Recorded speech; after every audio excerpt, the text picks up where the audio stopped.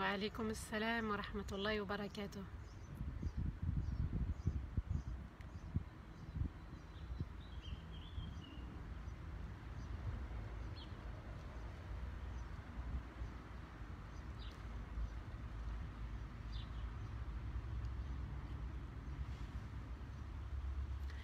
أعوذ بالله من الشيطان الرجيم. بسم الله الرحمن الرحيم. اللهم صل وسلم على سيدنا محمد في الأولين، وصل وسلم على سيدنا محمد في الآخرين، وصل وسلم على سيدنا محمد في الملأ الأعلى إلى يوم الدين. رب اشرح لي صدري ويسر لي أمري واحلل عقدة من لساني يفقهوا قولي. ربنا لا تؤاخذنا إن نسينا واخطأنا، ربنا ولا تحمل علينا إسرا كما حملته على الذين من قبلنا، ربنا ولا تحملنا ما لا طاقة لنا به واعف عنا واغفر لنا وارحمنا أنت مولانا فانصرنا على القوم الكافرين. أما بعد, mes chers frères, mes chères sœurs, assalamu alaikum wa rahmatullahi ta'ala wa barakatuh. Où que vous soyez, mashallah, j'ai vu qu'il y avait la Mayotte avec nous, il y a d'autres pays. Où que vous soyez, qu'Allah Azza wa Jal soit satisfait de vous, qu'Allah accepte votre jeûne, qu'Allah accepte vos bonnes actions et qu'Allah nous pardonne tous entièrement. C'est lui qui pardonne, c'est lui l'excellent dans sa miséricorde. On profite encore des derniers jours de Ramadan ensemble, mashallah, c'est le premier grand Ramadan exceptionnel. Un Ramadan où il n'y a pas de Tarawih, un Ramadan où il n'y a pas de Jumu'ah, mais un Ramadan où il y a la fraternité. Cette belle fraternité, subhanallah, qu'on partage tous ensemble, avec différents intervenants, avec différents récitateurs. Allahu Akbar, cette nuit, mashallah, les frères et les sœurs vont être là au rendez-vous, à votre service, pour faire des petits rappels.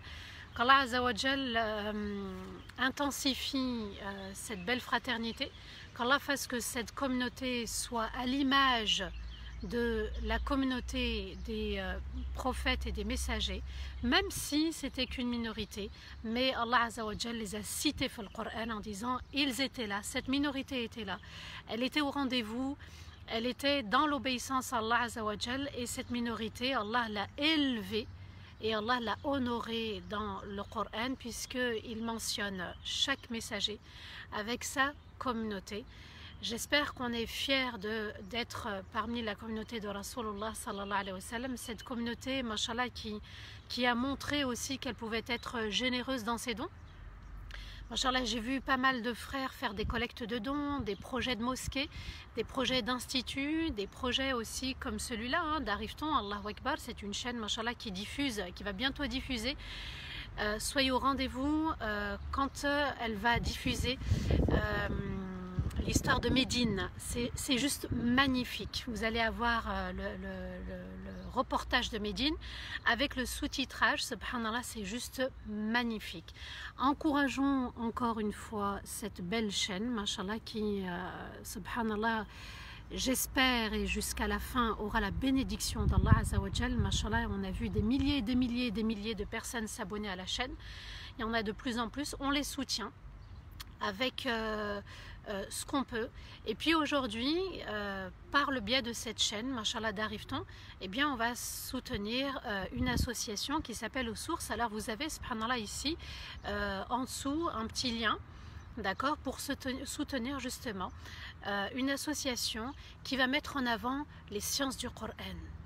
Alors, les sciences du Coran, vous avez vu, subhanallah, le fait de savourer le Coran, le fait de déguster les merveilles de chaque verset, subhanallah, et on a l'impression d'être avec les prophètes et les messagers dans les histoires, on a l'impression d'être avec Rasulullah sallallahu alayhi wa sallam lorsque Allah va parler de la communauté du Coran, et à nous d'honorer justement cet institut qui a pour objectif justement de mettre en avant le Coran. Soutenir Aux Sources, mashallah, c'est un futur institut ici à Lyon. Mashallah, si vous pouvez partager ce lien et inciter d'autres personnes, ça vous fera, mashallah, une grande et belle sadaqa jariya, qu'Allah Azza wa Jal accepte de nous, qu'Allah Azza wa Jal soit satisfait justement de tous ces jolis dons donnés pour Allah Azza wa Jal. On ne veut satisfaire que notre Seigneur. À nous de semer la petite graine et Allah d'arroser le reste. Comme je vous l'ai promis, nous allons maintenant embarquer vers une nouvelle sourate et à nous, à chaque fois, de prendre des petits souvenirs, d'accord, de chaque sourate. Aujourd'hui, ça va être sourate Taha, la sourate et la merveilleuse sourate, subhanallah, où Allah Azza wa Jal va citer Moussa, un des messagers, des prophètes et des messagers qu'Allah a choisi pour le missionner, pour qu'il soit à son service. Allah l'a élu, on le surnomme aussi Kalimullah, c'est-à-dire celui qui a parlé à son Seigneur. Il a parlé avec lui dans la vallée de Touwa. À nous maintenant d'être émerveillés par cette sourate qui est mécoise et qui comporte aussi 135 versets. Nous allons faire ce sublime voyage, j'espère que ça sera un voyage pour l'éternité, un voyage éternel, un voyage avec de très très bons souvenirs comme sourate Hud alayhi salatu wassalam. Cette sourate commence par 2 lettres, Taha, comme subhanallah avec sourate Hud, Alif Lam Ra. 3 lettres secrètes, 3 lettres dont seul Allah en a le parfait secret. Il y a eu différents avis de la part de nos savants, mais comme disait Abu Bakr radiallahu anhu, eh bien subhanallah, c'est le secret d'Allah, ne demandez pas le secret d'Allah. Voilà, donc même s'il y a divergence, différents avis au sujet des lettres secrètes, eh bien ce sont des lettres secrètes, donc ça n'appartient qu'à Allah Azza wa Jal d'en détenir la science parfaite. Sourate Taha, pardon, c'est une sourate mécoise qui mentionne l'unicité d'Allah Azza wa Jal. Comme dans sourate Hud, Allah Azza wa Jal va nous parler de l'unicité d'Allah. On avait vu que chaque prophète, chaque messager avait appelé son peuple à n'adorer qu'Allah Azza wa Jal et à lui demander pardon. Sauf subhanallah pour l'histoire subhanallah du prophète Lut, et bien là Allah Azza wa Jal va envoyer directement des anges pour anéantir le peuple de Sodome. Cette sourate aussi, sourate Taha, va nous parler de la prophétie, elle va nous parler aussi du jour du jugement, et Allah Azza wa Jal va aussi, dès le début, annoncer la merveille du Coran. Allah Azza wa Jal va commencer la sourate donc par 2 lettres secrètes, Taha, et le verset qui suit, donc le verset 2 et aussi le verset 3, Allah nous dit Ma anzalna alayka al-Qur'ana litashqa illa tadhkiratan liman yakhsha. Nous n'avons pas fait descendre ce Coran pour que tu sois triste et malheureux. Seulement un souvenir pour ceux qui craignent Allah. Regardez, subhanallah, Allah Azza wa Jal évoque le Coran et comme si, subhanallah, la source du Coran, puisque subhanallah aussi, n'oubliez pas, on est dans la nuit du 27, à partir du Maghreb on va entamer la nuit du 27 et demain on sera le 27e jour de Ramadan. Eh bien Allah Azza wa Jal a fait de cette nuit une nuit de la valeur. Quelle est la valeur de cette nuit? Elle a une valeur par la valeur du Coran qu'Allah Azza wa Jal a fait révéler durant cette nuit. Et dans Sourate Taha, Allah nous dit, nous n'avons pas fait descendre, nous n'avons pas révélé le Coran pour que tu sois triste et malheureux. Comme si Allah nous disait, ce Coran doit te rendre heureux. Il doit t'apporter la joie dans ton cœur. Il doit apporter la sérénité et l'amour d'Allah Azza wa Jal dans ton cœur. Seulement un souvenir pour ceux qui craignent Allah. Pour profiter pleinement du Coran, eh bien il va falloir le méditer, il va falloir le savourer, il va falloir entendre les versets, les écouter, les ressentir avec son cœur pour pouvoir les mettre en application. Le Coran, c'est la parole d'Allah Et Allah Azza wa Jal nous demande justement qu'il soit un souvenir pour ceux qui craignent. Ceux qui craignent Allah, ceux qui ont la crainte de tomber dans le péché, ceux qui ont la crainte de désobéir à Allah, ceux qui ont la crainte du châtiment, ceux qui ont la crainte révérentielle, c'est-à-dire l'humilité vis-à-vis d'Allah, eh bien ils doivent se rapprocher du Coran, puisque c'est un souvenir pour eux. Alors, il est important, avec ce mois sacré, avec cette épreuve aussi du confinement, de se remettre à jour vis-à-vis des lois universelles d'Allah et de renouer avec le Coran pour renouer avec Allah. Vous voyez, subhanallah, que maintenant, quand on a le tafsir, on a l'explication des sourates et des versets, eh bien, ça nous donne encore plus de foi, de force et de crainte et d'humilité. Pourquoi? Parce qu'on a été impacté. Pourquoi? Parce qu'on a entendu, mais on n'a pas que entendu, on a aussi ressenti avec le cœur et on a envie de se soumettre à notre Seigneur. Oui, subhanallah, rien que les deux versets, les deux premiers versets, même les trois premiers versets, apportent l'apaisement. Nous n'avons pas fait descendre ce Coran pour que tu sois triste et malheureux, seulement un souvenir pour ceux qui craignent Allah. Alors maintenant, alhamdulillah, la crainte est enracinée, la crainte elle est là dans le cœur. Et bien maintenant, j'ouvre mon cœur à l'écoute, à la méditation, et je reste humble vis-à-vis de mon Seigneur et des enseignements qu'il va me révéler dans cette sourate. Allah Azza wa Jal, pour nous parler du Coran et de la place et de la grandeur qu'il lui a consacrée, eh bien Allah Azza wa Jal va nous parler déjà de la grandeur de celui qui a révélé ce Coran. Il nous parle du Coran et il enchaîne avec le verset 4 pour nous témoigner de la grandeur d'Allah Azza wa Jal durant 5 versets. Écoutez. Tanzilan mimman khalaqa as-samawati al-ula. Une révélation de la part de celui qui a créé la terre et les cieux magnifiques et très élevés. Ar-Rahmanu ala al-arsh istawa. L'excellent dans sa grâce bienveillante s'est établi sur le trône. Lahu ma fi as-samawati wa ma fi al-ard wa ma baynahuma wa ma tahta ath-thara. À lui appartient ce que les cieux contiennent, ce qu'il y a sur terre, entre les cieux et la terre, et ce qu'il y a sous terre. وَإِن تَجْهَرْ بِالْقَوْلِ فَإِنَّهُ يَعْلَمُ السِّرَّ وَأَخْفَى الله لا إله إلا هو له الأسماء الحسنى. Et si tu parles verbalement, il est celui aussi qui connaît parfaitement les conversations secrètes et connaît ce qui est encore plus secret, c'est-à-dire le fort intérieur.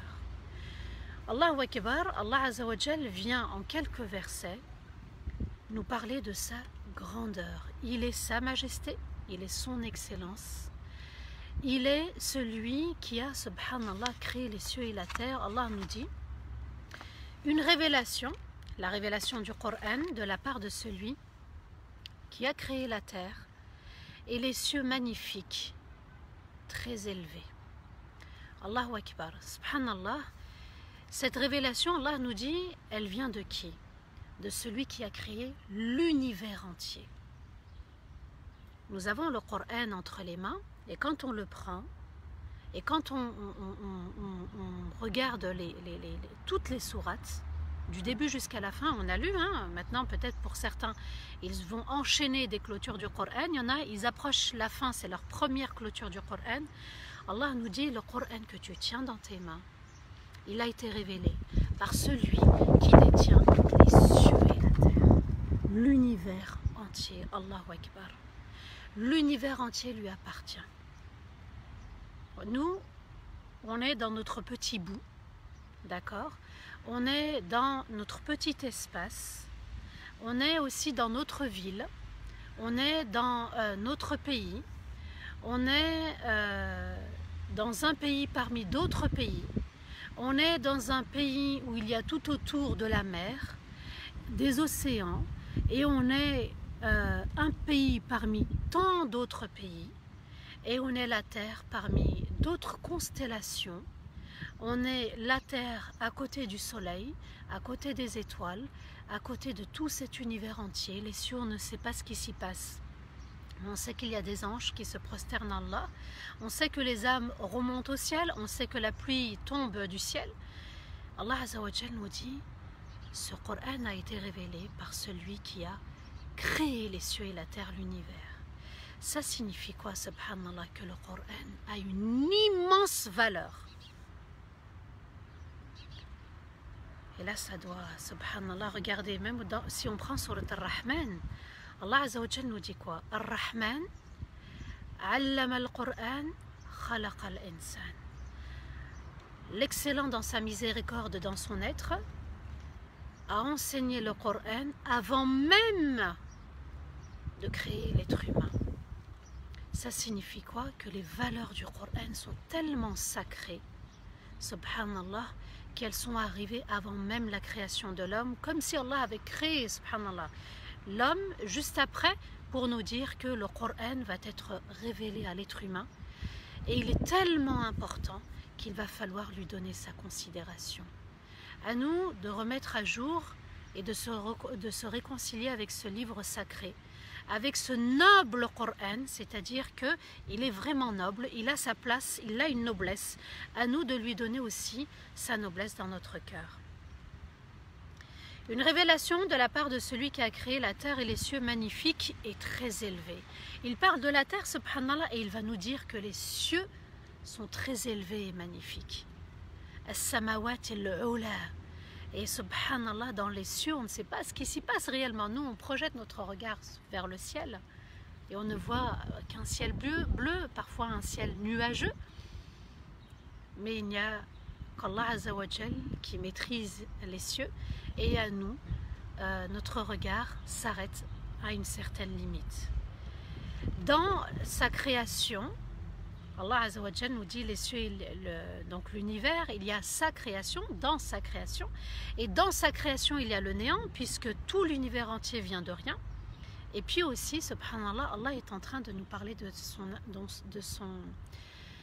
son impressionnante capacité à créer les cieux et la terre, l'univers entier, et à nous révéler ce Coran. Vous voyez, subhanallah, que Allah parle du Coran et il associe en même temps la création des cieux et de la terre pour nous dire attention. Il est immense, il est magnifique, il est universel et il est encore plus magnifique que l'univers entier parce que ce sont les paroles d'Allah Azza wa Jal. Ar-Rahman wa ala al-arsh istawa. Celui qui a créé les cieux et la terre, eh bien c'est Ar-Rahman. L'excellent dans sa grâce dans sa bienveillance, Ar-Rahman, c'est propre à l'être d'Allah, s'est établi sur le trône. Allah nous dit qu'il s'est établi sur le trône, mais seul Allah connaît le trône, comment il est. Nous, on ne sait pas comment il est, comment ça se passe, où est-ce qu'il est exactement. Et puis, subhanallah, le trône, on le connaît uniquement par son nom, Al-Arsh, tout simplement. On ignore tout du Arsh, seul Allah connaît tout du Arsh. Le trône ne porte pas Allah, ça il faut aussi le rectifier. Ce n'est pas le trône qui porte Allah, c'est Allah qui maintient le trône. Allah maintient l'univers entier parce que le trône faisait partie du néant. Le trône fait partie de la création de l'univers d'Allah et Allah Azza wa Jal existait avant même qu'on arrive, alors qu'on est arrivé du néant. Donc, ce n'est pas le trône qui porte Allah, c'est Allah qui maintient le trône avec son immense et sa puissance force. Maintenant, Allah Azza wa Jalla va nous parler de sa propriété et il nous dit à lui appartient ce que les cieux contiennent, donc dans les cieux, ce qu'il y a sur terre, entre les cieux et la terre, donc l'espace entre les cieux, le dernier ciel et la terre, cet espace appartient uniquement à Allah et ce qu'il y a, subhanallah, sous terre. Donc l'univers entier n'appartient qu'à Allah. Et nous faisons partie de l'univers entier d'Allah Azza wa Jal. La création lui appartient, la gestion de l'univers lui appartient parce que ce qui lui appartient c'est dans les cieux, entre les cieux et la terre, et ce qu'il y a aussi sur terre et sous terre. À lui lui appartient ce magnifique et noble royaume. Et si tu parles verbalement, oralement, sache que il est certes celui qui connaît parfaitement les conversations secrètes. Je suis en train de vous parler, seul Allah connaît ma conversation avec lui et non pas les voisins juste à côté. Personne ne sait et n'entend. C'est une conversation entre vous et moi et seul Allah Azza wa Jal est en train de nous entendre au moment où j'évoque les versets, subhanallah. Et il connaît celui qui est encore plus secret, ce qui est encore plus secret, pardon, c'est notre fort intérieur. C'est-à-dire qu'on a pensé des choses, on s'est dit et dit des choses, eh bien, on ne les a pas verbalisées, il n'y a pas eu des paroles prononcées, mais Allah Azza wa Jal en a la connaissance. Alors là, qu'est-ce que ça suscite en nous? Qu'est-ce que ça doit susciter en nous?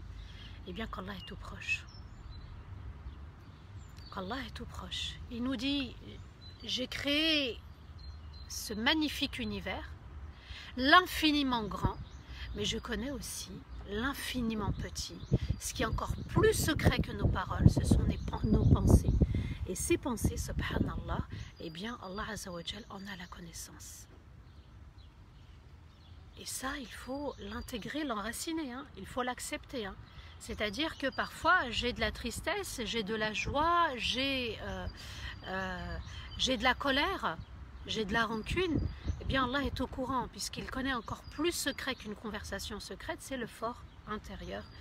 Tout est sous le contrôle d'Allah, l'apparent et le caché, que je verbalise, que j'invoque, que je fasse du dhikr, que je lise le Coran à voix haute ou que j'invoque en secret, eh bien Allah Azza wa Jal nous dit, je suis au courant, c'est moi qui ai le contrôle de toute âme sur terre, de toute âme dans les cieux, de toute âme entre les cieux et la terre, tout ce que l'univers contient, j'en ai le parfait contrôle. Et ça doit aussi renforcer notre crainte, parce que qui dit le contrôle d'Allah dit aussi le fait qu'il nous observe dans nos mauvaises actions. Et ça doit renforcer notre foi pour œuvrer encore plus parce qu'Allah me voit. Cette proximité, cette intimité avec Allah Azza wa Jal doit être un booster pour les bonnes actions et être un grand frein pour les mauvaises actions. Et si Allah connaît notre fort intérieur, c'est qu'il sera toujours proche de nous. Et il va nous le témoigner avec l'histoire de Moussa alayhi salatu wassalam, puisqu'il va se rapprocher de lui et il va être tellement proche de lui que Moussa alayhi salatu wassalam va être à l'aise dans ses paroles. Dans le verset 8, Allah nous dit donc qu'il n'y a aucun autre Dieu que lui. À lui appartient les noms excellents et magnifiques. Allahu la ilaha illahu, lahul asma'ul husna. La grandeur d'Allah, la place noble du Coran, la valeur du Coran révélée par celui qui détient l'univers entier. Et là, Allah Azza wa Jal nous dit qu'il a les noms sublimes, qu'il a les noms excellents, comme si Allah Azza wa Jal nous disait « Rapproche-toi de moi, comme je me suis rapproché de toi, à travers mes noms parfaits. » Allah est parfait, Allah est excellent, Allah est magnifique, il est sa majesté. À nous de prendre les 99 noms et d'invoquer avec. D'invoquer la puissance d'Allah, d'invoquer la grandeur d'Allah, d'invoquer cette beauté sublime et excellente et parfaite. À nous de faire de ces noms un moyen de se rapprocher d'Allah, de lui demander. Alors, les noms d'Allah, c'est aussi faire l'éloge d'Allah, puisque même dans Surat Al-Fatiha, quand on témoigne de notre admiration pour notre Seigneur, on lui voue toutes les louanges. Et ensuite, on enchaîne avec les deux noms, Ar-Rahman Ar-Rahim. Mais comme si aussi Allah nous disait, eh bien, dans Ar-Rahman Ar-Rahim, il y a aussi les 97 autres noms. À nous de nous rapprocher d'Allah pour faire sa connaissance, parce que celui qui veut se rapprocher d'Allah, il faut absolument le connaître. Ça passe par sa connaissance absolue, ça passe aussi par un dévouement vers sa connaissance. Et ça, c'est un travail personnel. Et ça, c'est un travail d'humilité. Et ça, c'est un travail noble que d'aller vers la connaissance d'Allah. Méditer nom par nom. Il est unique dans son être, mais il détient les 99 noms. Ce qu'il nous a permis de connaître, il y en a peut-être plus, beaucoup plus. Nous, ce dont on a la connaissance, c'est les 99 noms révélés par Rasulullah sallallahu alayhi wa sallam. Et puis certains révélés, mais ce sont ceux qu'on trouve dans les 99 noms révélés par Rasulullah sallallahu alayhi wa sallam. Et puis dans d'autres hadiths, le prophète alayhi sallam va citer aussi d'autres noms qu'il n'y a pas dans les 99 noms, comme Al-Jamil, l'excellent dans sa beauté, le splendide, le merveilleux dans sa beauté. Dans les versets 9 à 12, Allah nous dit « وَهَلْ أَتَاكَ حَدِيثُ مُوسَى إِذْ رَأَى نَارًا فَقَالَ لِأَهْلِهِ امْكُثُوا إِنِّي آنَسْتُ نَارًا لَعَلِّي آتِيكُم مِّنْهَا بِقَبَسٍ أَوْ أَجِدُ عَلَى النَّارِ هُدًى فَلَمَّا آتَاهَا نُودِيَ يَا مُوسَى إِنِّي أَنَا رَبُّكَ فَاخْلَعْ نَعْلَيْكَ إِنَّكَ بِالْوَادِ الْمُقَدَّسِ طُوًى ». Qu'est-ce qu'Allah Azza wa Jal nous dit? T'est-il parvenu l'histoire de Moussa? Allah Azza wa Jal pose la question à Rasulullah sallallahu alayhi wa sallam et lui dit: est-ce que l'histoire de Moussa, tu l'as reçue? Allah est en train de susciter l'attention, susciter l'émerveillement de ce qui va arriver par la suite. وَهَلْ أَتَاكَ حَدِيثُ مُوسَى. Est-ce que l'histoire de Moussa t'est-elle parvenue? Allah sait très bien qu'elle n'est pas parvenue que par l'intermédiaire de son Seigneur. Moussa, il faut savoir que c'est une certaine histoire, puisqu'il va fuir l'Égypte après avoir tué un homme involontairement. Il va lui donner un coup de poing. Moussa alayhi salatu wassalam, il avait la force de 10 hommes. Moussa alayhi salatu wassalam est intervenu dans une dispute entre un homme des Bani Israël et un Égyptien. Et pour défendre donc le Bani Israël qui a appelé au secours, eh bien il va s'en prendre à l'Égyptien et sans se contrôler, il donne une droite et il donne un coup de poing et il tue, subhanallah, l'Égyptien. La nouvelle arrive aux oreilles de Pharaon qui envoie ses hommes pour tuer Moussa alayhi salatu wassalam. Moussa va se sauver de la ville, il va quitter l'Égypte et il va se rendre dans la ville de Madian, la ville de Chouaïb, du messager Chouaïb alayhi salatu wassalam. Il va résider 10 ans. Moussa alayhi salatu wassalam va se marier avec une jeune femme de la ville de Madian. On dit que c'était la fille de Chouaïb, Allahu A'lam, mais on dit que c'était une des filles de Chouaïb alayhi salatu wassalam.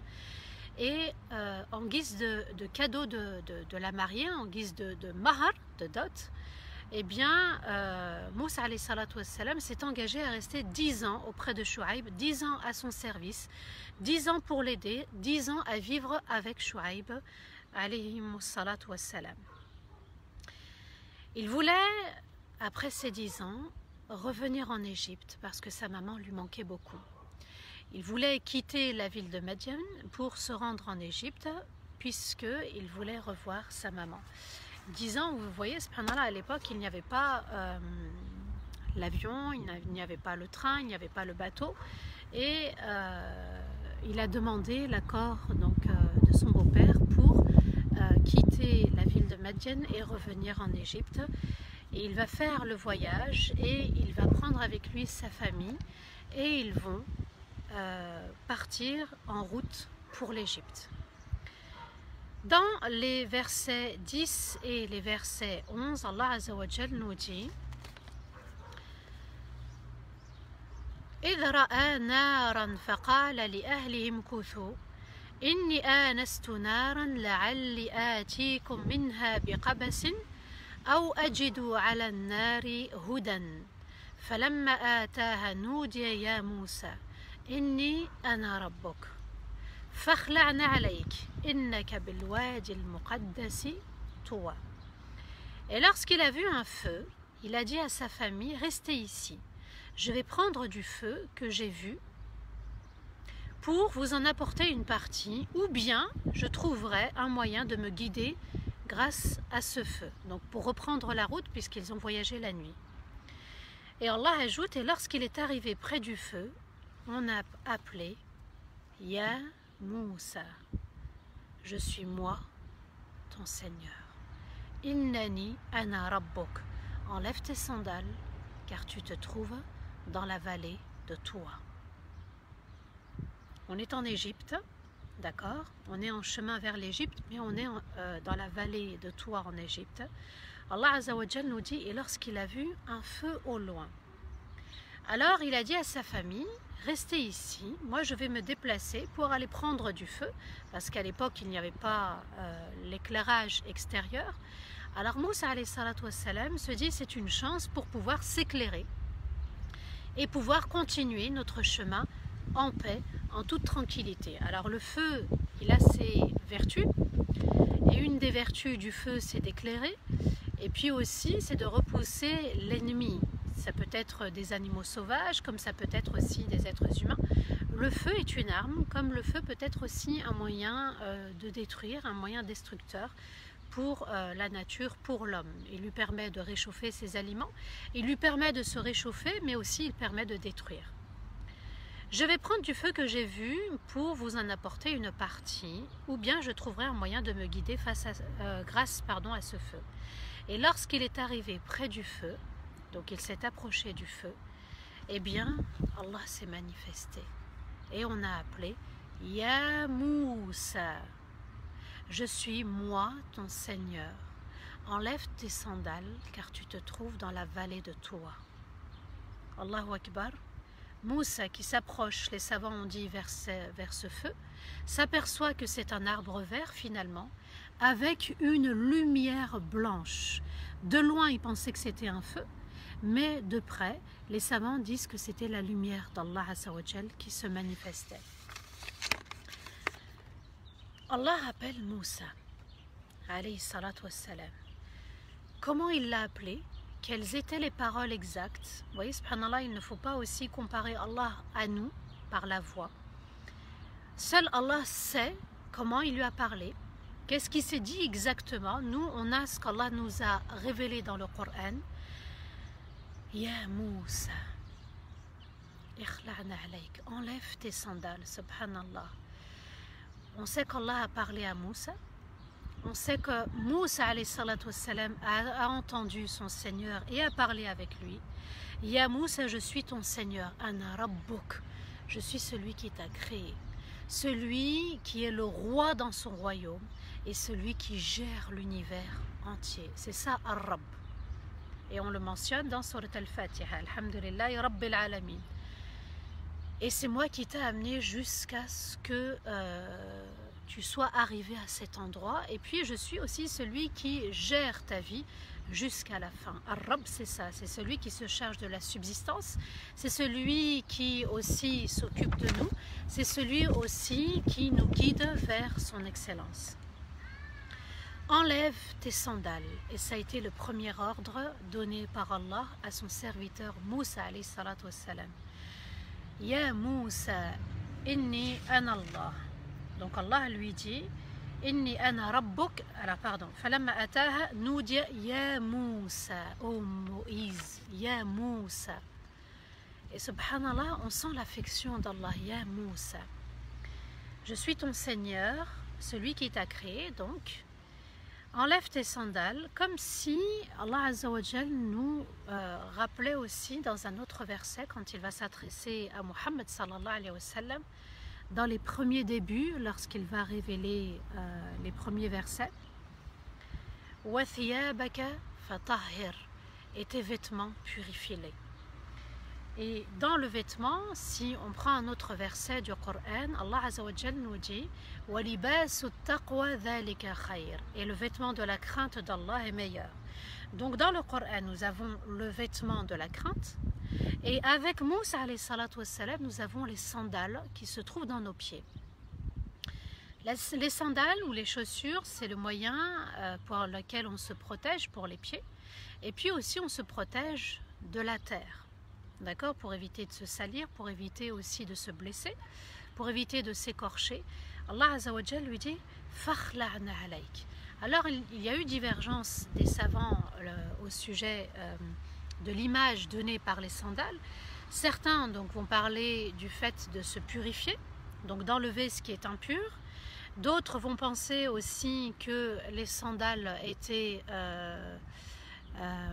fabriquées à base de peau d'âne, donc Allah lui a demandé de les enlever parce qu'il était dans la vallée sacrée. Et puis aussi, d'autres savants ont pensé que le fait d'enlever les sandales et que les pieds de Moussa alayhi salatu wassalam pouvaient être en contact direct par les pieds, au contact direct avec la terre, eh bien ça va bénir la terre. Comme si la bénédiction d'Allah allait s'opérer. Et puis aussi, c'est une image pour nous dire de délaisser ce qui est impur. Quand on se rapproche d'Allah, même ce qui est impur en petite partie, il faut continuer à le purifier. C'est une image aussi pour nous dire que c'est un nouveau départ. Puisqu'il va continuer son voyage, et un voyage bien particulier, celui de la rencontre avec Pharaon. Moussa alayhi salatu wassalam a grandi dans le palais de Pharaon. Il a grandi dans le palais de Pharaon. On verra dans le dialogue qui va suivre dans les prochains jours, le dialogue que Moussa alayhi salatu wassalam va avoir avec Pharaon. Et Pharaon, ce qu'il va lui rappeler dans le dialogue que Moussa alayhi salatu wassalam avec Haroun sont venus délivrer pour le message qu'ils vont apporter. Eh bien, Pharaon, qui n'est pas très content, va lui rappeler certaines choses de la vie. Allah Azza wa Jal, vous voyez, subhanallah, que ce verset est sujet à interprétation, d'accord? Il fait partie des versets qu'on peut interpréter, il y a divergence dans les avis, mais c'est aussi pour nous dire, maintenant que tu t'es rapproché d'Allah, c'est important, eh bien, prends un nouveau départ, prends et va vers un nouveau voyage, purifie ce qu'il reste. Toujours on est dans la purification, c'est aussi un rappel pour nous de se dire il y aura toujours quelque chose à purifier. À nous de purifier, de continuer la purification, comme les messagers ont fait le rappel à leur peuple « Wastaghfirullah » واستغفروا ربكم إنه كان غفارا يرسل السماء عليكم مدرارا. Vous voyez, subhanallah, l'istighfar est revenu avec quasi tous les prophètes. Eh bien, Allah Azza wa Jal nous dit, enlève aussi ce qui est impur, prends un nouveau départ dans la vie, parce que la vie, subhanallah, c'est aussi la joie. On revient au premier verset, au deuxième verset, Ma anzalna alayka al-Qur'ana litashqa. Nous n'avons pas révélé ce Coran pour que tu sois triste et malheureux. Alors enlève ce qui t'alourdit aussi, ce qui te retient vers la terre, ce qui te retient vers le bas monde, c'est aussi ça la symbolique des chaussures, puisque c'est le contact avec la terre, le bas monde. Enlève ce qui te retient vers la terre, l'amour du bas monde. Purifie, on avait vu dans la purification de l'âme comment il fallait purifier son cœur, il faut le purifier aussi du bas monde pour être encore plus proche de notre Seigneur.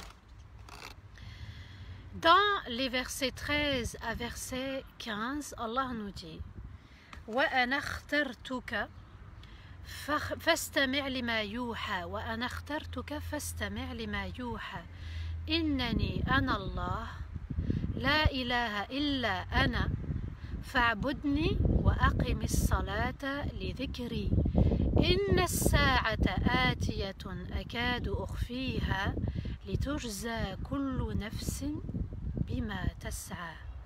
Allah Azza wa Jal nous dit quoi? Et c'est moi qui t'a élu, et c'est moi qui t'a choisi, alors écoute ce qui t'est révélé. Je suis moi, Allah, aucun autre Dieu que moi. Adore-moi et accomplis la prière pour te souvenir de moi.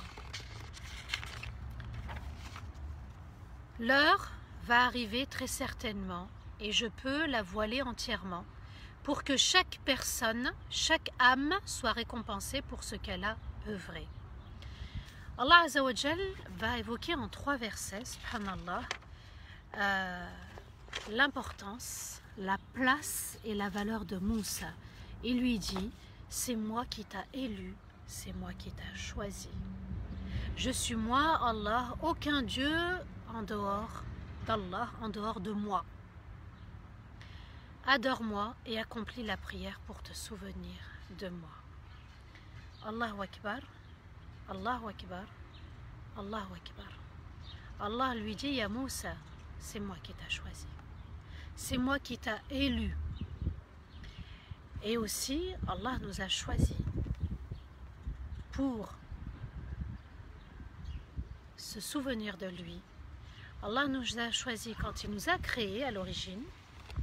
Allah nous a choisis et on dit la ilaha illallah. Allah nous a choisis et on est dans cette belle réforme de soi. Allah Azza wa Jal nous a aussi choisis. Mais il a choisi Moussa alayhi salatu wassalam pour parler à Pharaon. Il l'a choisi en tant que messager, en tant que prophète, pour annoncer à Pharaon qu'il s'est trompé, qu'il a pris le mauvais chemin. Vous voyez, subhanallah, là on doit ressentir aussi la valeur du croyant, la valeur du musulman, la valeur de celui et de tous ceux qui ont suivi les prophètes et les messagers, et tous ceux qui aiment le Coran, et tous ceux qui aspirent à rester sur le droit chemin, le chemin de ceux dont tu as comblé de tes bienfaits. Sirat alladhina an'amta alayhim. An'amta alayhim, c'est les histoires des messagers qu'on a vus dans Surat Hud. C'est l'histoire de Moussa. Lui aussi, Allah l'a comblé de ses bienfaits. Le bienfait d'avoir été choisi. Et le plus beau cadeau, c'est qu'Allah nous ait choisis pour dire la ilaha illallah. Et quand on dit la ilaha illallah, on accomplit, on met en pratique les bonnes œuvres sincères pour qu'Allah soit satisfait de nous. C'est moi qui t'a choisi, qui t'a élu. Alors écoute ce qui t'est révélé. Je suis moi, Allah, aucun Dieu autre que moi. Comme si Allah Azza wa Jal nous dit, c'est moi qui t'a créé et c'est moi aussi qui a fait descendre ce livre sacré. Et ce livre sacré émane de l'infiniment grand. Ar-Rahman, l'excellent dans sa bienveillance, s'est établi sur le trône et c'est lui qui détient l'univers entier. Allah Azza wa Jal va mentionner le moi plusieurs fois. Écoutez ce qu'il dit. Et c'est moi qui t'a élu, qui t'a choisi. Alors écoute ce qui t'est révélé. Je suis moi, Allah, aucun autre Dieu que moi. Adore-moi et accomplis la prière pour te souvenir de moi. Le moi de l'orgueil, c'est-à-dire qu'Allah est supérieur à tout. L'orgueil, on avait dit que c'était le manteau d'Allah. Il appartenait uniquement à Allah et que Iblis s'était accaparé ce moi et il est tombé dans l'orgueil et il est tombé dans la malédiction et il est tombé dans le fait d'être sorti de la rahma d'Allah. Donc celui qui dit la ilaha illallah est dans la rahma d'Allah. Celui qui se soumet à Allah, il est dans la rahma de son Seigneur.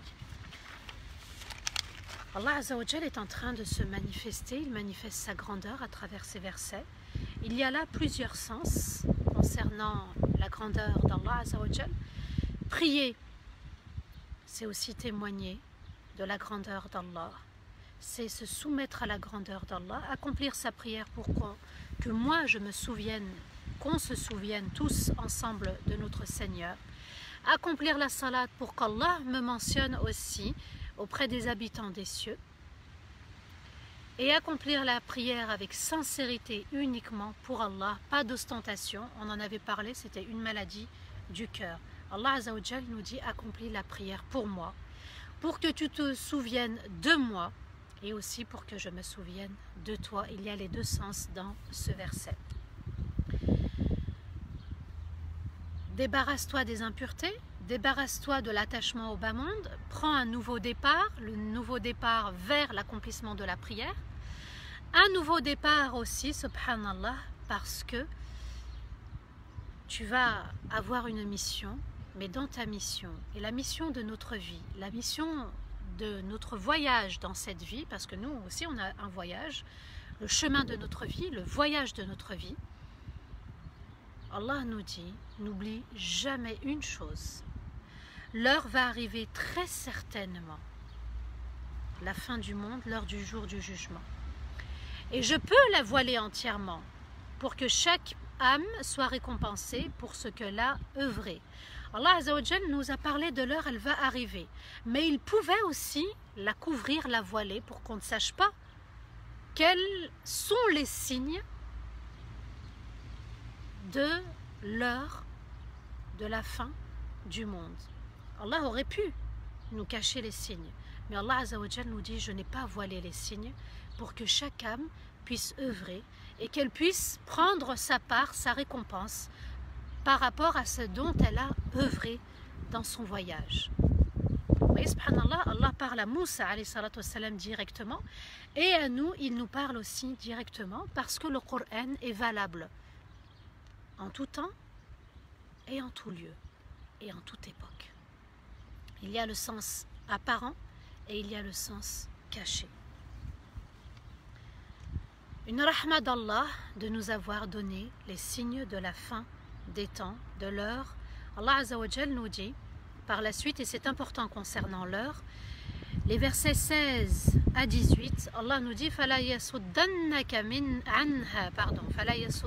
عَنْهَا مَنْ لَا يُؤْمِنُ بِهَا وَاتَّبَعَ هَوَاهُ فَتَرْدَى وَمَا تِلْكَ بِيَمِينِكَ يَا مُوسَى قَالَ هِيَ عَصَايَ أتوكأ عليها وأهش بها على غنمي ولي فيها مآرب أخرى.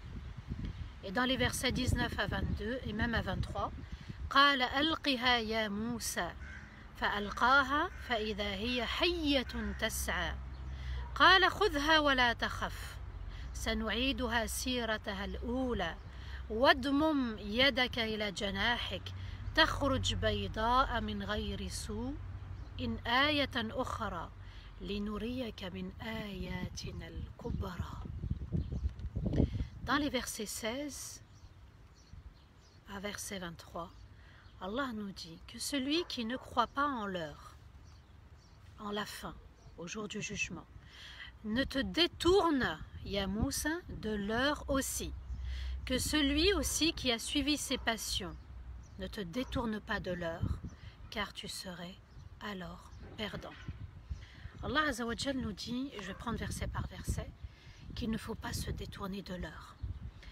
Mets toujours dans un coin de ta tête, mets toujours dans un coin de ton cœur qu'il va y avoir une fin. Et que cette fin est cachée par Allah, mais il y a les signes. Allah Azza wa Jal nous dit que celui qui s'est détourné d'Allah, qui ne croit pas en l'heure du jour du jugement, il n'a même pas le souci, alors que ça fait partie, subhanallah, des 6 piliers de la foi, que les personnes qui se sont détournées du jour du jugement ne te détournent de l'heure, et que ceux qui ont suivi leur passion ne te détournent de l'heure. Comme si Allah Azza wa Jal nous dit, ceux qui ont oublié l'heure et ceux qui sont dans les passions se sont détournés de l'heure du jour du jugement.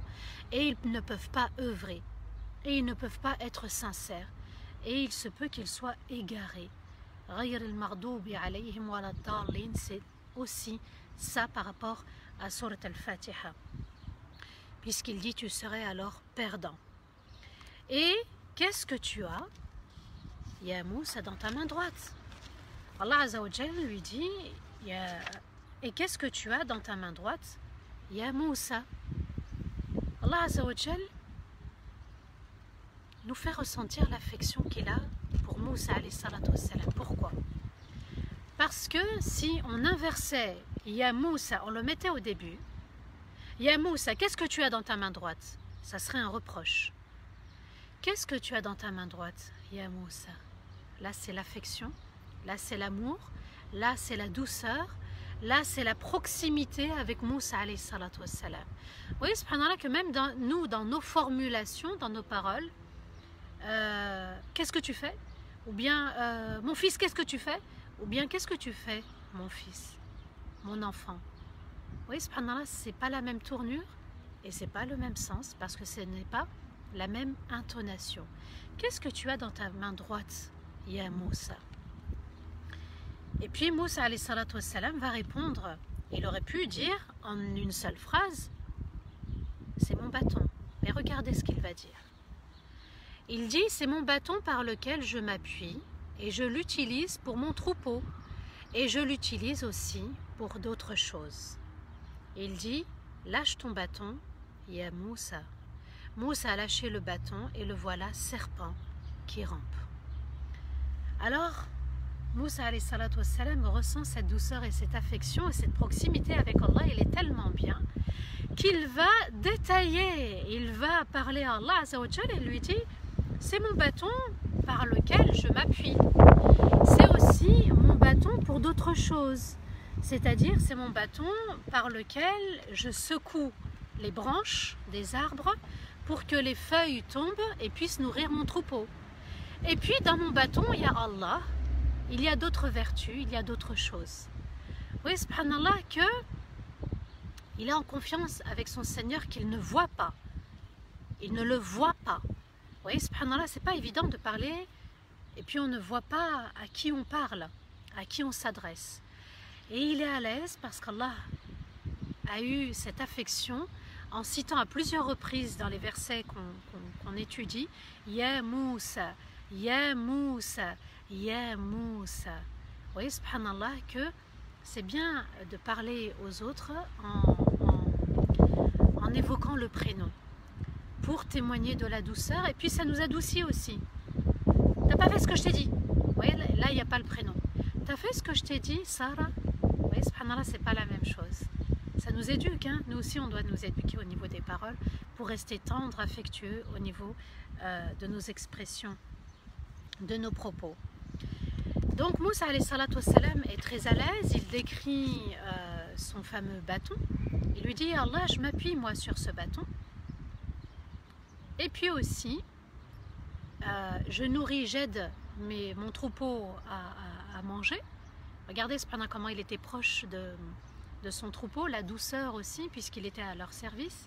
Et puis Allah, j'ai encore d'autres vertus à travers ce bâton. Vous voyez, subhanallah, Moussa alayhi salatu wassalam est en train de dialoguer avec son Seigneur et Allah Azza wa Jal lui dit, il va encore employer son prénom, il dit lâche ton bâton, Ya Moussa, le bâton que tu as dans ta main, lâche-le. Alors, comme le feu, je vous ai dit, subhanallah, que il y a le côté positif, il y a le côté négatif. Allah Azza wa Jal, c'est comme ça qu'il a créé les choses. Il a créé toutes choses et chaque chose par paire. C'est-à-dire le côté positif et le côté négatif. وَمِن كُلِّ شَيْءٍ خَلَقْنَا زَوْجَيْنِ اثْنَيْنِ. Allah nous dit, et de toutes choses on a créé sa paire, c'est-à-dire le côté bon et le côté mauvais. Et là, dans le côté mauvais du bâton, c'est quoi? Puisque si on prend un hadith du prophète alayhi salatu wassalam, où une femme vient lui demander son avis concernant deux compagnons, il lui dit un tel, il a le bâton dans sa main, et l'autre, eh bien, il est pauvre. Alors celui qui a le bâton dans sa main, le prophète alayhi salatu wassalam insinuait qu'il était colérique, qu'il était violent. Mais on va s'attarder sur la colère, parce que Moussa alayhi salatu wassalam était quelqu'un qui pouvait monter au niveau de la colère, mais il revenait très vite auprès d'Allah et il demandait régulièrement pardon à son Seigneur. Allah dit à Moussa, lâche ton bâton. Et à nous, Allah nous dit, lâche ta rancœur, lâche ta colère. Parce que dans le cœur, dans ton lien avec Allah, la crainte, la foi ne peut pas cohabiter avec la colère. La colère envers un tel, la colère envers Allah, la colère envers quelque chose, la colère ne peut pas cohabiter avec la foi. Allah Azza wa Jal nous dit, lâche le bâton de la colère aussi. Lâche le ballon de la rancœur. Lâche ce qui te fait mal. Allahu Akbar. À nous de comprendre aussi les messages, subhanallah, dans cette sourate. Le bâton, c'est aussi pour frapper. Et quand on frappe, c'est parce qu'on est en colère contre quelqu'un. Quand on frappe, c'est parce qu'on est en colère contre nous-mêmes aussi. Lâche le bâton de la colère. Si tu veux partir en voyage, le voyage de la vie, le voyage avec Allah, la proximité avec ton Seigneur, parce qu'on a été créé pour ça, pour l'adorer, pour être proche de lui, eh bien il faut tout lâcher. Et lui dit, lâche ton bâton. Et d'ailleurs, subhanallah, Moussa a lâché le bâton et le voilà, un serpent qui rampe. Un serpent, c'est fait pour mordre l'autre. Un serpent, c'est fait pour faire du mal à l'autre. Un serpent, subhanallah, quand on est dans la colère, quand on est dans la rancœur, eh bien, on provoque quelque part le mal d'autrui, parce qu'on n'a pas pardonné. On entretient quelque chose. Allah Azza wa Jal transforme le bâton de Moussa alayhi salatu wassalam et notre bâton, le bâton de la colère, en un serpent. Allah est en train de nous dire, en fait, la colère, elle va se retourner contre toi. Si tu ne pardonnes pas, tu ne te pardonnes pas, tu ne demandes pas pardon, parce que le bâton aussi, c'est bien de se taper un moment pour se réveiller. Si tu ne te réveilles pas, si tu ne pardonnes pas aux autres, si tu ne te pardonnes pas et si tu ne demandes pas pardon à Allah, tu vas te perdre. Ça peut être contre toi. Combien de personnes sont en colère contre des gens de leur famille, contre leurs conjoints, contre leurs enfants, rupture de liens, rupture de dialogue, et à la fin, subhanallah, c'est nous peut-être qui ramassons les mauvaises actions, as-sayyi'at. Allah Azza wa Jal nous envoie de magnifiques messages. À nous maintenant, d'accord, d'utiliser cette colère, on en avait parlé dans la purification de l'âme, de faire de la mauvaise colère, la colère injuste, vers une colère juste, al-hamas, le bâton pour secouer les branches d'arbres. Les branches, c'est aussi ce qui appartient à l'arbre, ça peut être la famille, ça peut être les membres de la communauté, juste pour secouer, pour que les autres se nourrissent. La ferveur, la motivation, la détermination. Je secoue les autres, viens on va faire Qiyam al-Layl, viens on va lire le Coran. Secouer les autres pour qu'ils se nourrissent et non pas être dans la colère vis-à-vis des autres pour qu'on se détruise. Vous voyez, subhanallah, Allah Azza wa Jal nous envoie un message très fort avec le bâton. Et d'ailleurs, on va le retrouver, le bâton dans Surat Taha. Allah Azza wa Jal nous dit, si tu lâches le bâton de la colère, cette colère, tu vas en faire une colère juste, tournée vers Allah. Eh bien, cette colère-là, elle te sera bénéfique pour toi et pour les autres. Puisque Moussa alayhi salatu wassalam va aller voir Pharaon avec son bâton, mais il va aussi échapper à Pharaon avec son bâton. On verra que quand la colère est tournée vers Allah, c'est-à-dire quand elle est juste, eh bien, on peut faire des merveilles. C'est-à-dire que ça devienne une ambition, une force, une détermination à satisfaire Allah et pas satisfaire son ego ou l'ego des autres. Allah le préparait pour la rencontre de Moussa alayhi salatu wassalam, comme si aussi Allah Azza wa Jal nous prépare à la vie, à l'ego, à l'injustice, l'injustice envers nous-mêmes, les mauvaises actions. À nous aussi de taper sur les mauvaises actions, on arrête l'ego, on arrête aussi les rancœurs, on arrête aussi ce qui nous fait mal, on stoppe tout et on verra que ça fait des miracles par la grandeur d'Allah. Il dit, reprends le serpent et n'aie pas peur, nous allons lui redonner son état premier. Alors maintenant que tu as pris conscience que ce bâton pouvait être transformé par Allah, et on nous pourra se remettre en question et transformer notre colère ou une rancœur ou une passion que par l'aide d'Allah. Allah lui dit, et c'est Allah qui transforme et c'est Allah qui retourne la chose, le bâton, à son premier état. Il dit, reprends le serpent et n'aie pas peur, nous allons lui redonner son état premier. Et place et rentre ta main vers ton aisselle, elle en ressortira blanche sans être touchée par un mal, et voici un autre signe. Allah Azza wa Jal lui dit maintenant, prends ta main droite et place-la sous ton aisselle, sous ton aile. Et subhanallah, regardez, faites l'expérience, mettez la main droite sous l'aisselle, essayez de ressentir la chaleur, essayez de ressentir la protection, la douceur, l'affection, subhanallah, la rahma. Comme si Allah Azza wa Jal nous disait, rapproche-toi encore plus d'Allah, va au fin fond de ton cœur, va vers la fitra, tout au fond. Vous voyez, subhanallah, le côté, le flanc sur le côté, donc Allah lui dit, fait rentrer à l'intérieur de ton vêtement. C'est à l'intérieur. Dans d'autres versets, Allah dit que c'était à l'intérieur. Le jayb, vous savez, c'est la fente qu'on a ici dans notre vêtement. Allah lui a dit, fais rentrer ta main dans ta fente et place-la au niveau de ton aisselle, au niveau de ton flanc gauche. Vous voyez, subhanallah. Et là, on ressent la proximité. Et là, on ressent le confinement. La main est confinée. La main est sous la protection d'Allah. La main est dans la chaleur. La main est dans la proximité de la douceur, de la foi, de la crainte.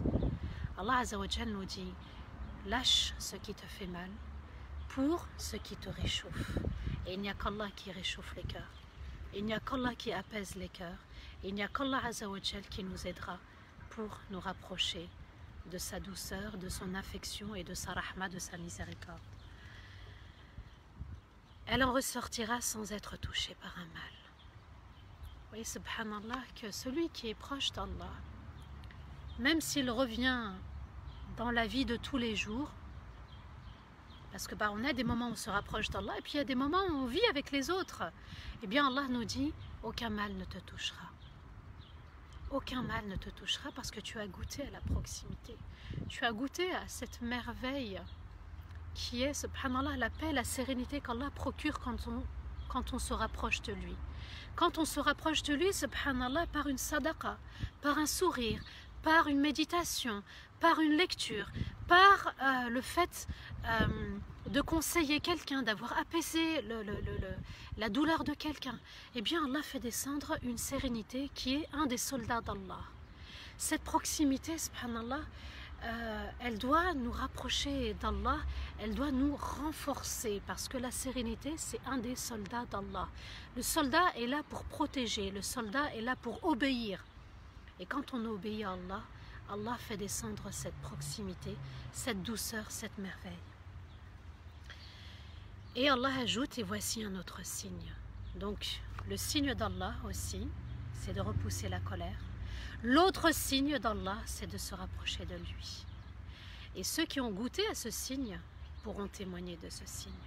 Mais il faut y goûter. Et Allah ajoute tout ceci, Ya Moussa, le bâton et la main, tout ceci pour qu'on te montre une partie de nos grands signes dans l'avenir. Donc ceux qui profitent de ce confinement, et même après le confinement, ceux qui sont dans la réforme d'eux-mêmes, ceux qui délaissent tout pour Allah, ceux qui choisissent de se rapprocher d'Allah Azza wa Jal, eh bien Allah leur montrera d'autres signes. Regardez comment on s'est rapproché durant ce confinement, comment on savoure les merveilles et les enseignements du Coran, comment on a envie de le lire. Pourquoi? Parce que ce sont des signes d'Allah. Et les signes d'Allah sont faits pour se rapprocher de la grandeur, de l'excellence et de la majesté d'Allah Azza wa Jal. Shahrul Qur'an, c'est dans Ramadan. Le mois du Coran, c'est Ramadan, c'est dans Ramadan. Et il faut que les 11 autres mois soient Ramadan. On ne peut pas être schizophrène avec Allah. C'est-à-dire que Ramadan, et puis après faire comme si on n'avait rien ressenti, rien vécu, rien purifié. On ne peut pas, subhanallah, on ne peut pas devenir hypocrite après Ramadan. C'est-à-dire que je dément tout ce que j'ai vécu. Ça n'aura plus de sens. À nous, subhanallah, de se rapprocher. Et puis la main, subhanallah, c'est quelque chose qu'on s'en sert tout le temps. Allah nous dit, cette main dont tu t'en sers tout le temps, c'est pour tout le temps, c'est pas que pour Ramadan. À nous de garder, de se dire, à partir d'aujourd'hui, Ya Allah, je te demande de m'accompagner jusqu'à ma mort et de m'offrir le même état spirituel que ce que j'ai vécu durant ce confinement et pendant Ramadan. Oui, subhanallah, invoquer. On invoque ce confinement, ces rappels-là avec les lives. C'est quoi? Demandez l'aide d'Allah. Iyyaka na'budu wa iyyaka nasta'in. Ne jamais oublier ce verset. Et il nous accompagne tous les jours. Iyyaka na'budu wa iyyaka nasta'in.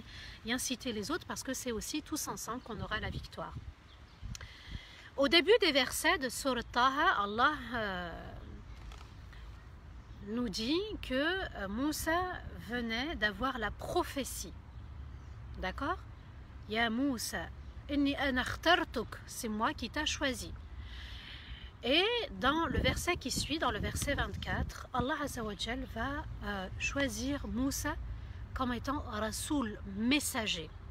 Au début, il est prophète, donc Allah l'a choisi, il est élu. Et ensuite, il va lui confier une mission, c'est d'être messager. Et Allah lui dit, Idhhab ila Fir'auna innahu tagha. Va à la rencontre de Pharaon, car il a dépassé toutes les limites d'Allah. Il a dépassé les limites d'Allah comment? Par al-kufr, renier Allah. Par l'orgueil, c'est d'être supérieur, de se croire supérieur à Allah et de toutes les créatures. Et aussi par le fait de s'être considéré comme un Dieu sur terre. La mécréance, l'orgueil, de se croire au-dessus d'Allah Azza wa Jal, d'avoir aussi voulu régner l'ordre mondial sur terre. Il voulait être l'ordre mondial sur terre. Allah confie cette mission à Moussa alayhi salatu wassalam et lui dit va à la rencontre de Pharaon qui s'est pris pour Dieu sur terre et qui voulait régner à ma place. Il voulait prendre l'ordre parce que l'ordre n'appartient qu'à Allah. Inil hukmu illa lillah. L'ordre c'est le pouvoir. Moussa parle à Pharaon, il va parler à Pharaon pour lui dire tu n'es pas l'ordre d'Allah. Tu n'es pas l'ordre mondial, parce qu'être Dieu, c'est gouverner le monde entier. Il s'est pris pour celui qui était l'ordre mondial sur terre. Vous voyez, subhanallah, Allah Azza wa Jal lui dit non. Et il va quand même donner une chance à Pharaon. Il envoie un messager, il va envoyer aussi 2 messagers, puisque Haroun, son frère, alayhi salatu wassalam, va aussi recevoir la révélation qu'il va devenir prophète et messager pour accompagner son frère Moussa alayhi salatu wassalam. Et on revient au verset, subhanallah, 13 des débuts de Surat Taha, wa ana akhtartuk fastami' lima yuha. Et c'est moi qui t'a élu, qui t'a choisi, alors écoute ce qui t'est révélé. Et ce qui t'est révélé, c'est le fait d'aller à la rencontre de Pharaon, qui a choisi de régner sur terre, d'être l'ordre mondial sur terre. Et Allah Azza wa Jal nous dit qu'il a été choisi pour cette mission. Allah lui a confié cette mission. D'abord, il s'est rapproché de Moussa, Ya Moussa, Ya Moussa, Ya Moussa, 3 fois en l'espace d'une vingtaine de versets. Ana est revenu très souvent, le mois est revenu très souvent dans les débuts de Surat Taha, le mois de l'ordre mondial, le mois de la puissance qui n'appartient qu'à Allah Azza wa Jal, le mois de l'orgueil à Allah et l'orgueil de Pharaon. Allah Azza wa Jal envoie Moussa pour lui dire que seul Allah a le droit d'être orgueilleux. Allah Azza wa Jal, en une vingtaine de versets, il nous éduque, nous, à travers Moussa alayhi salatu wassalam. Qu'Allah fasse qu'on soit une communauté du juste milieu, une communauté du tous ensemble, une force de la communauté, pour l'humanité aussi, puisque subhanallah, vous avez sûrement vu que si on change notre fort intérieur, que si on change au niveau des passions, des égos, eh bien les choses vont changer autour de nous. Un voyage pour Allah, une mission de la vie, laquelle? Celle de se réformer, celle de ne pas tomber dans les passions et dans les péchés, de rester sur le droit chemin, tous ensemble, puisqu'on demande Ya Allah, ihdina sirat al-mustaqim, Seigneur, guide-nous tous ensemble sur le droit chemin, nos familles, notre entourage, notre communauté. La communauté d'Allah, c'est Allah qui nous a choisis et c'est Allah qui nous a appelés les musulmans. On est fiers de notre identité musulmane, fiers de l'accomplissement de notre salat, puisque même dans les premiers versets, Allah Azza wa Jal nous dit, avant même d'entrer en mission, accomplis la salat, parce que la salat, c'est elle qui va te permettre de prendre ton bâton, de taper aussi là où on doit taper pour transformer, pour changer. C'est avoir le hamas, avoir la ferveur, avoir cette détermination dans la vie. C'est ça le bâton, hein. Quand on a le bâton, normalement c'est voilà, c'est je m'appuie, je suis déterminée et puis je tape là où on doit écarter ce qui fait mal, ce qui ne marche pas. Il est important de prendre conscience de toutes ces valeurs, de toutes ces notions, de toutes ces images dans Surat Taha à travers Moussa alayhi salatu wassalam. C'est un prophète, mashallah, qui nous a accompagnés aussi dans Surat Al-Kahf. C'est un prophète qui nous a accompagnés dans la prière, une lumière. Mashallah, c'est un prophète qu'on aime énormément. Qu'Allah Azza wa Jal fasse qu'on le rencontre dans l'au-delà, qu'on s'en inspire régulièrement. C'est un prophète qui est très très attachant. Mashallah, qui était très très proche de son Seigneur et qui était proche aussi de la communauté de Rasulullah sallallahu alayhi wa sallam, parce que il a demandé à Muhammad alayhi salatu wa sallam, Ya Muhammad, retourne voir ton Seigneur et demande-lui de diminuer jusqu'à ce que les 50 prières deviennent 5 prières quotidiennes. Moussa alayhi salatu wa sallam, en fait, il nous accompagne dans nos 5 prières, dans l'accomplissement de ces 5 prières. C'est un souvenir pour nous et à travers Surat Taha, c'est un souvenir pour nous dans la réforme de notre âme, dans la purification de notre âme et aussi la purification de notre cœur. Qu'Allah nous permette d'être meilleurs, puisque ce Coran guide vers le meilleur. C'est comme ça qu'Allah a révélé le verset 9 de Surat Al-Isra. Et ce Coran guide vers le meilleur. Dans Aqwam, il y a Al-Qawm, le peuple, la communauté. Soyons la communauté du meilleur, et le meilleur c'est aussi le juste milieu, sans être dans l'assurance de nos bonnes actions, d'accord? Il se peut que nos actions ne soient pas acceptées, mais aussi d'être dans l'espoir que ça soit accepté et dans la crainte des péchés, de tomber dans l'erreur et de désobéir à Allah Azza wa Jal. On verra la suite, elle est magnifique aussi, mashallah, avec Haroun. Vous allez voir, on va découvrir encore d'autres merveilles. Prenez des souvenirs à chaque fois de Surat Taha, de Surat Hud, et qu'Allah Azza wa Jal nous aide à être le meilleur pour nous-mêmes et être le meilleur pour la communauté. Wastaghfirullah li wa lakum, subhana rabbika rabbil izzati amma yasifun, wa salamun ala al-mursalin, walhamdulillahi rabbil alamin. Amin, Allahumma amin ya rabbil alamin.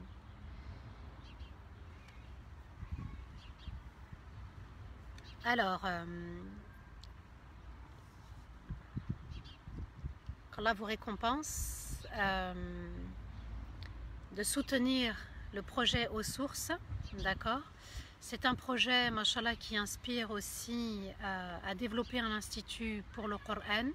Je vous en dirai un petit peu plus, bi'idhnillah. Soutenons-les, c'est un magnifique projet ici sur Lyon. On est aussi la communauté du soutien, on n'est pas que la communauté qui écoute, mais aussi la communauté qui met en pratique les valeurs qu'Allah nous a enseignées. Qu'Allah accepte nos prières, amin, Allahumma amin. J'essaye, oui, mashallah, belle communauté, je suis fière d'être musulman, je lis. Mashallah, mettez vos témoignages, mettez aussi ce que ces sourates vous ont apporté, parce que c'est bien de développer l'explication du Coran pour qu'on puisse s'en inspirer et puis se réformer, faire une mise à jour de notre être, de notre âme. Je lis Madagascar, Allahu Akbar, Muriel de Madagascar.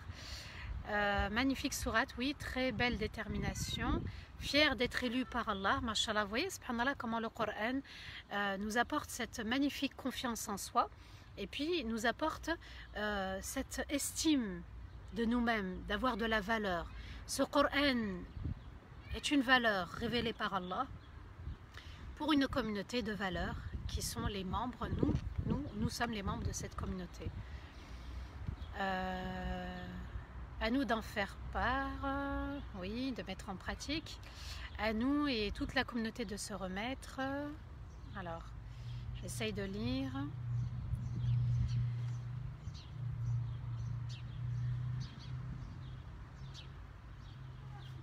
À quel moment peut-on faire la prière sur le prophète, alayhi salatu wassalam? Alors c'est tout le temps.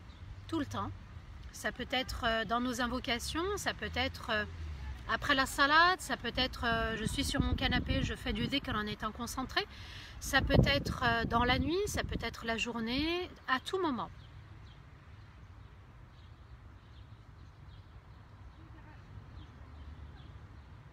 Depuis Mayotte, machallah.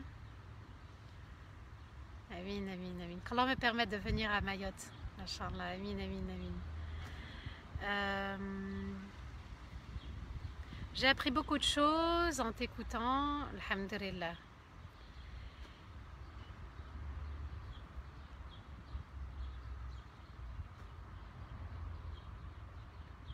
C'est passionnant. Alors, une femme peut-elle lire le Coran en tarawih si l'homme... Pardon, ça a sauté, hein. Je suis désolée, ça part très vite. Si l'homme ne sait pas lire ou si oui, je peux trouver les preuves. Alors, oui, tu peux prendre ton Coran et faire tarawih pour toi et réciter à voix haute.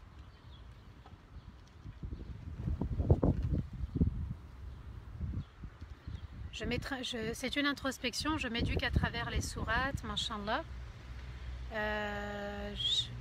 Alors les signes de la fin des temps, j'en parlerai si Allah me permet, mais on va se concentrer déjà à vivre le temps et à se réformer déjà pour pouvoir être meilleur avant les signes de la fin des temps. Quand est-ce qu'il faut commencer à invoquer pour la nuit du destin? À partir de Maghrib, on peut commencer, subhanallah, on peut commencer.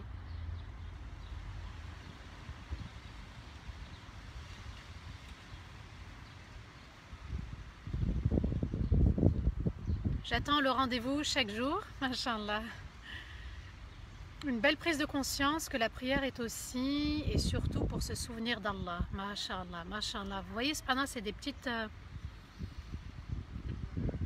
remarques comme ça, mais pour certains, subhanallah, ça les propulse vers, juste parce que ça nous rappelle Allah, eh bien tiens, on va aller se rappeler Allah, subhanallah, ça donne envie, ça stimule, ça booste.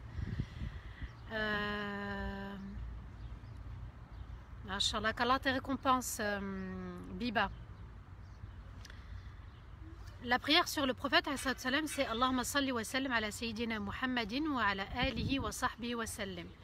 La Fatiha me fait pleurer chaque jour. Allahu Akbar, qu'Allah te garde dans cet état. Mashallah, amin, Allahumma amin. Alors, je m'appelle comment? C'est Samah bint Abd al-Azim. Normalement, vous avez le titre dans chaque vidéo. Samah bint Abd al-Azim, S-A-M-A-H. Plus loin, B-I-N-T. Plus loin, Abdel Adim. Vous avez ma chaîne YouTube avec tous les rappels, toutes les conférences que j'ai pu donner. Une femme qui a ses règles peut-elle couper ses ongles? Oui, ça fait partie de la fitra. C'est quelque chose qu'on doit couper, règle ou hors règle. Hein. Oui, je vais continuer à faire le tafsir al-Qur'an. Tant qu'on est en confinement et même après le déconfinement, je continuerai. Mashallah, parce que ça nous aide à être meilleurs, ça nous donne une force et puis ça nous rapproche d'Allah Azza wa Jal. La prière de la nuit, peut-on prier à voix haute? Oui. Peut-on donner la fitra en argent? Oui. Est-on obligé de faire 2 et 1 après l'Isha ou que 1? Alors vous pouvez faire 2 plus 1 ou bien 3 d'un coup. On en apprend tous les jours, on fortifie. Peut-on faire des invocations après chaque lecture de page de Coran et reprendre la lecture? Non, c'est plutôt une fois que tu as fini ta lecture, si tu as lu une page, 5 pages, là à ce moment-là tu fais dua.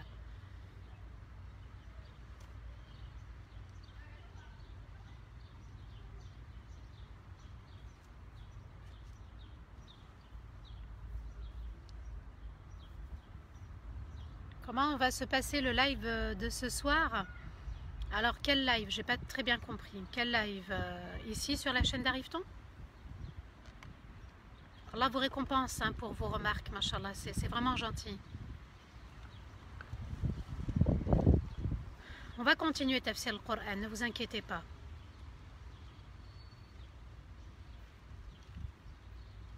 Alors, je suis débutante, comment faire pour rester dans le droit chemin, dans ce qu'Allah nous a inculqué? Eh bien, déjà ne pas être seul, c'est mieux d'être en groupe,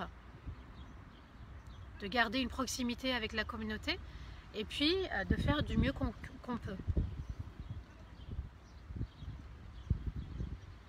Amin, amin. Qu'Allah nous facilite la compréhension du Coran. Amin, Allahumma amin, ya Rabb.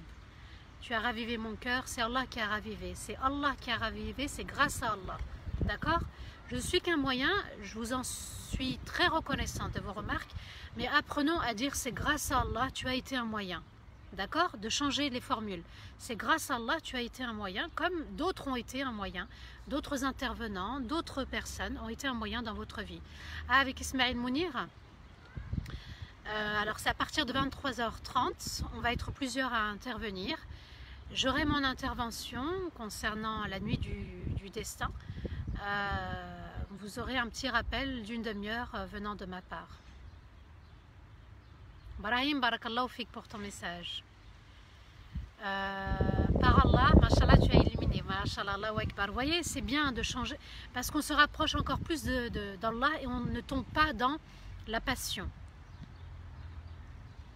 Voilà, grâce à Allah Azzawajal, c'est grâce à Allah, je ne suis qu'un intermédiaire. D'arrive-t-on aussi qu'Allah, les récompenses sont un intermédiaire. Tous les membres de la chaîne, tous les abonnés, mashallah, quand on voit qu'il y a un groupe, qu'il y a une communauté, eh bien ça donne envie de continuer aussi.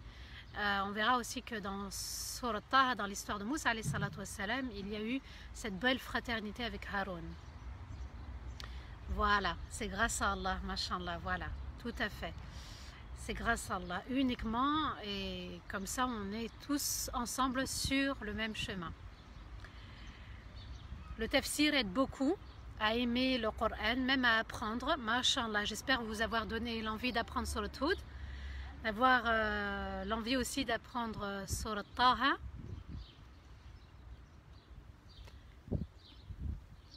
Un membre de ma famille prie mais ne lit pas le Coran, je ne comprends pas. Je n'ai pas très bien compris aussi, excuse-moi Ortier. Alors, je te souhaite énormément de bonheur, Amin, Amin, Wayak, et à toute la communauté aussi. Alors, les chaussettes, il y a eu irtilaf des savants. Il y en a qui disent il faut les porter, il y en a qui disent non. Alhamdulillah, en hiver on les porte, en été on peut ne pas les porter. Le sujet de la colère, j'en ai parlé dans les lives de la purification de l'âme. J'en ai parlé, j'ai dit que ça pouvait être un soldat, un bon soldat, comme ça pouvait être un mauvais soldat. Mashallah, amin, Allahumma amin, barakallahu fikatou. C'est gentil. Je m'excuse pour les autres messages que je ne peux pas lire. Allah les a lus. Allah sait très bien et c'est largement suffisant qu'Allah vous récompense énormément. Alors, les signes de la nuit du destin, c'est une nuit douce, fraîche, agréable, où on sent la sérénité. C'est une nuit où il n'y a pas le mal qui se répand. C'est une nuit, subhanallah, où les anges vont descendre en rang. Ils vont descendre, ils vont se manifester, mais nous on ne les voit pas, hein. Ils vont se manifester à partir du Asar pour que la paix règne et que la paix descende. Et les invocations sont exaucées. À nous de répéter Allahumma ka'afoun tuhibbul afwa fa'afu anna. Les questions d'ordre féminine, s'il vous plaît, l'épilation, les menstrues, etc. Le mieux, hein, c'est de poser la question de manière individuelle. Je sais qu'il me reste encore des questions à répondre. Je vais continuer à répondre. J'essaye tous les jours de répondre du mieux que je peux.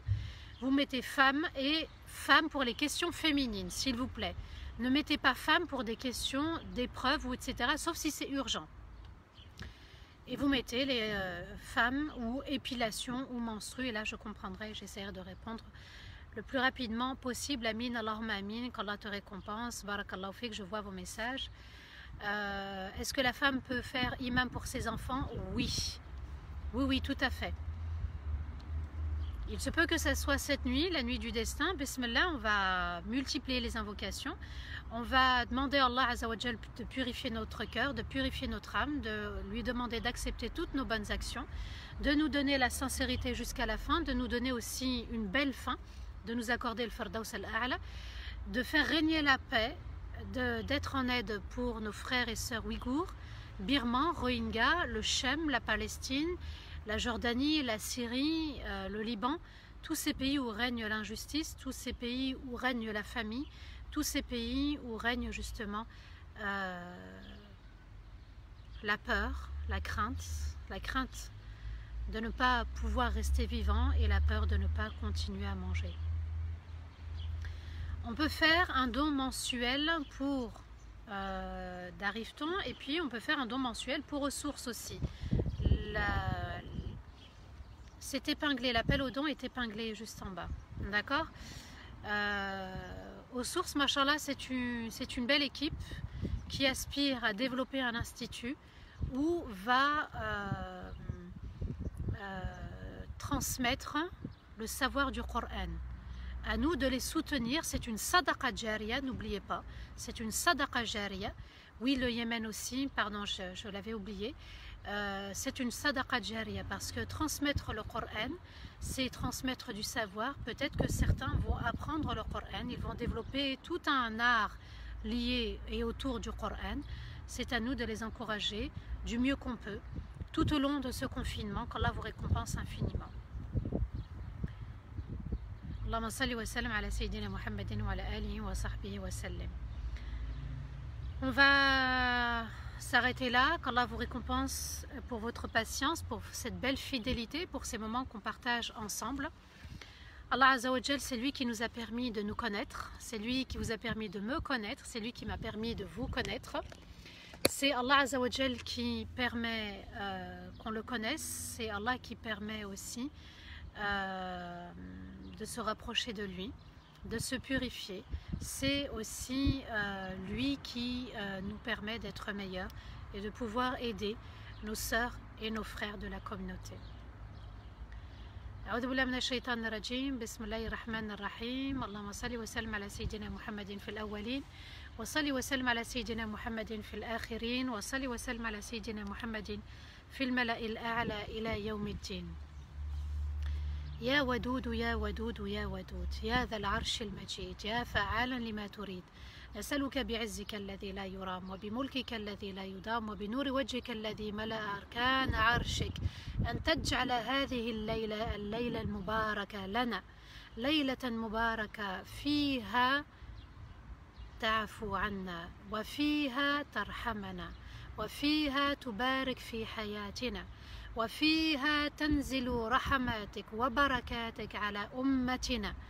اللهم يا ودود يا ودود يا ودود يا ذا العرش المجيد يا فعالا لما تريد نسألك بعزك الذي لا يرام وبملكك الذي لا يدام وبنور وجهك الذي ملا أركان عرشك أن تجعل القرآن ربيع قلوبنا ونورا لصدورنا وذهابا لهمومنا وأحزاننا يا أرحم الراحمين يا رب العالمين يا ذا الجلال والإكرام. اللهم أنت ربنا لا إله إلا أنت خلقتنا ونحن عبيدك ونحن على عهدك ووعدك ما استطعنا نعوذ بك من شر ما صنعنا ونبوء لك بنعمتك علينا فاغفر لنا ذنوبنا فإنه لا يغفر الذنوب إلا أنت. اللهم إنك عفو تحب العفو فاعف عنا اللهم إنك عفو تحب العفو فاعف عنا اللهم إنك عفو تحب العفو فاعف عنا اللهم إنك عفو تحب العفو فاعف عنا. اللهم تقبل منا صالح الأعمال بمزيد من الإخلاص في القول والعمل. اللهم إنا نعوذ بك من شر أنفسنا اللهم إنا نعوذ بك من سيئات أعمالنا اللهم إنا نعوذ بك من سيء الأخلاق اللهم إنا نعوذ بك من سيء الأخلاق اللهم إنا نعوذ بك من سيء الأخلاق يا أرحم الراحمين يا رب العالمين. اللهم صل وسلم على سيدنا محمد في الأولين وصل وسلم على سيدنا محمد في الآخرين وصل وسلم على سيدنا محمد في الملأ الأعلى إلى يوم الدين. اللهم إنا نسألك بأسمائك الحسنى وبصفاتك العلى اللهم إنا نسألك بأسمائك الحسنى وبصفاتك العلى أن تعتق رقابنا ورقاب آبائنا من النار. اللهم اعتق رقابنا ورقاب آبائنا من النار يا عزيز يا غفار. اللهم إنا نسألك بأسمائك الحسنى وبصفاتك العلى أن تنصر الإسلام والمسلمين. اللهم انصر الإسلام والمسلمين، اللهم انصر الإسلام والمسلمين. اللهم انصر إخواننا وأخواتنا المظلومين في كل مكان. اللهم إنا نسألك بأسمائك الحسنى وبصفاتك العلى أن ترحم والدينا ووالدي والدينا وجميع المسلمين والمؤمنين الأحياء منهم والميتين. اللهم تقبل منا صالح الأعمال، اللهم تقبل منا صالح الأعمال، تقبل منا دعاءنا يا أرحم الراحمين يا رب العالمين. ليلة مباركة لقوم مبارك لشعب مبارك لأمة مباركة يا رب. أنزل علينا بركاتك وأنزل علينا رحماتك وأنزل علينا بركاتك وأنزل علينا رحماتك يا أرحم الراحمين يا رب العالمين. اللهم شهر القرآن وشهر الإخلاص في القول والعمل. اللهم بارك لنا في أعمالنا وبارك لنا في دعائنا وبارك لنا في أمتنا يا أرحم الراحمين يا رب العالمين. اللهم آت نفوسنا تقواها وزكها أنت خير من زكاها أنت وليها ومولاها يا رب السماوات السبع ويا رب الأرض ويا رب ما بينهما ويا رب ما تحت الأرض. اللهم نسألك وأنت رب العرش العظيم أن تتب علينا وأن تعفو عنا وأن تجعلنا من أهل الفردوس يا ربنا يا رحيم الدنيا والآخرة. اجعلنا من أهل الفردوس، اللهم اجعلنا من أهل الفردوس، اللهم اجعلنا من أهل الفردوس يا أرحم الراحمين يا رب العالمين يا ذا الجلال والكرام يا الله الواحد الصمد الذي لم يلد ولم يولد ولم يكن له كفوا أحد. اللهم صل وسلم على سيدنا محمد في الأولين وصل وسلم على سيدنا محمد في الآخرين وصل وسلم على سيدنا محمد في الملأ الأعلى إلى يوم الدين. اللهم اشفي نفوسنا واشفي صدورنا واشفي جميع المرضى من المسلمين والمؤمنين يا رب العالمين.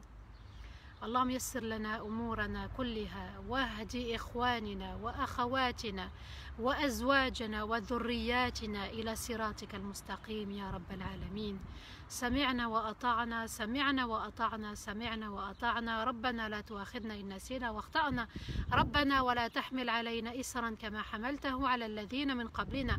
ربنا ولا تحملنا ما لا طاقة لنا به. واعف عنا واعف عنا واعف عنا واغفر لنا وارحمنا أنت مولانا فانصرنا على القوم الكافرين. سبحان ربك رب العزة عما يصفون وسلام على المرسلين والحمد لله رب العالمين.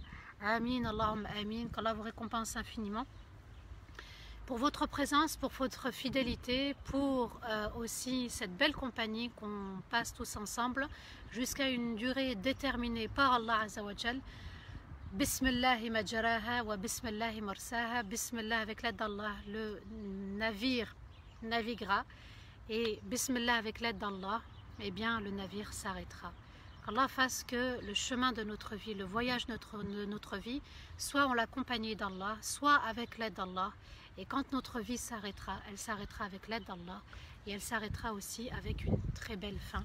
Amin, Allahumma amin ya rabbal alamin. Je vous dis à demain, je l'espère, pour certains.